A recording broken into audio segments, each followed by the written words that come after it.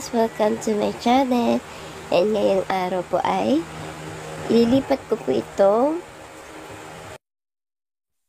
Argao Taiwan Bonsai. So guys, ililipat ko po at kung nakikita nyo, tatlo po yan. So itong isa, yung malalaking dahon, ililipat ko po siya.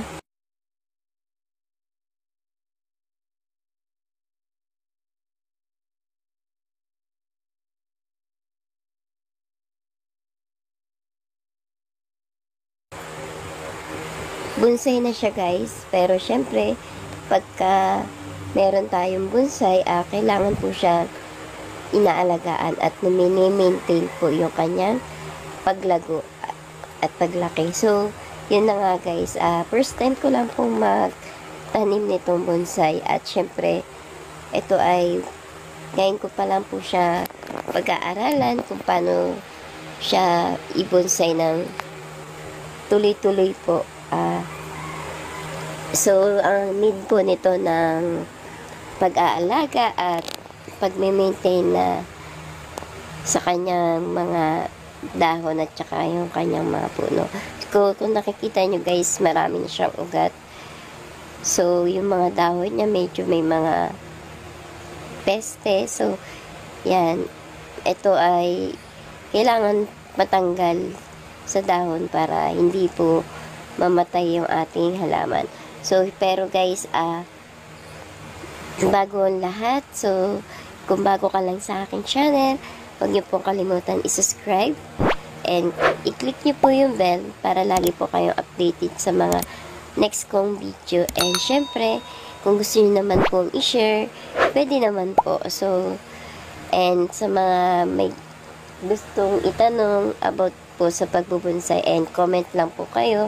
At kung meron din po kayong kaalaman sa pagbubonsai, comment lang din po kayo dahil ako po ay wala pong alam sa pagbubonsai and first time ko pa lang po ito pag-aaralan at gagawin. So guys, panoorin niyo po ito.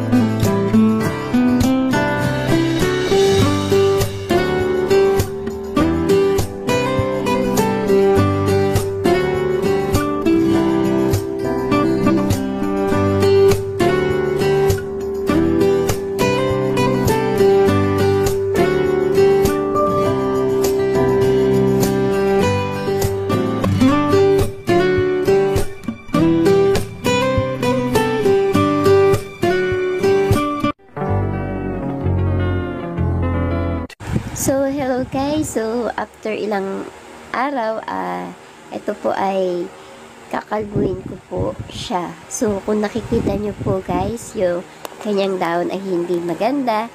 At dahil din po yan sa peste po na tinanggal ko. So, guys, kaya ko po siya kakalbuhin dahil po ay para maging maganda po yung magiging panibagong tubo niyang dahon. So, kung hindi ko tatanggalin po ito, yung mga hindi magagandang dahon na may mga sira, So, maaari po tutubo siya na hindi rin po magiging maganda. So, pero hindi naman lahat ng dahon ay ganon. So, guys, ito po yung pinaka-best na gawin para maging maganda po ang ating pagtubo ng mga dahon ng ating bonsai. So, guys, madalas ko po itong ginagawa sa aking mga halaman, lalo na kapag may mga pesteng dumadapo sa kanilang dahon. So, kinakalbo ko po siya, guys, para hindi na rin po mahawaan ng iba pang dahon. So, ito na nga, guys, sa mga nagbubonsai, so, hindi ko po alam kung paano ko siya gagawin, pero, ito nga po, guys, susubukan ko siyang gawin na napag-alaman ko po na para mag-maintain po daw ang kanyang dahon na maliliit po ang tubo. So, kinakalbo po siya.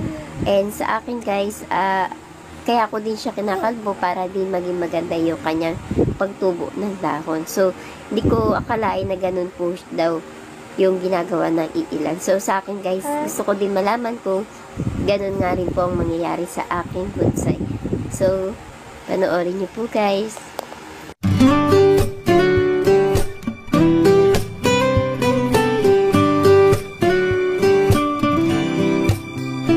One week later.